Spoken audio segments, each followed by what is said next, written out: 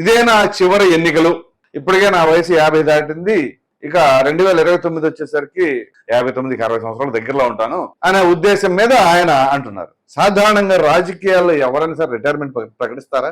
నాకు తెలిసి అయితే ఎవరైనా ప్రకటించారు అంటే చాలా చాలా అరుదుగా ఉంటారు. అయితే కొడాలి నాని గారు లాంటి అగ్రెసివ్ నాయకులు ఎందుకని అసలు ఆ విధమైన నిర్ణయం తీసుకున్నారంటారు? సర్వే రిపోర్టుల్లో కూడా ఈసారి కొడాలి నాని గారు ఓడిపోతున్నారు అని చెప్పేసి వస్తూ ఉన్నాయి. సో ఇది వైసీపీని, కొడాలి నాని గారిని కలవరపెట్టిందా? సో అందు గురించే ప్రజల్ని ఈ విధంగా కొంత ఒక విధంగా చెప్పాలంటే బ్లాక్మెయిల్ పాలిటిక్స్ అనమాట. బ్లాక్మెయిల్ పాలిటిక్స్ అనుకోవచ్చు, సింపాథెటికల్ అంటే సానుభూతిపరమైన రాజకీయాలు అనుకోవచ్చు. సో వైసీపీ వాళ్ళు ఎక్కువగా అంటే వాళ్ళు గెలుపు సాధించడానికి ఈ సానుభూతి రాజకీయాలు ఉపయోగపడినాయి. సో కొడాలి నాని గారు ఇప్పుడు అదే స్ట్రాటజీ ఉపయోగించాలనుకుంటున్నారా? ఒకవేళ టికెట్ ఇస్తే ఇదే నా ఆఖరి ఎన్నికలు అని చెప్పేసి అంటే ప్రజలు ఏమైనా సరే సర్లే పోనీలే ఇంతకాలం ఉన్నారు కదా అనే ఉద్దేశం మీద ఏమైనా వేస్తారో అనే భావనలో ఉన్నారా?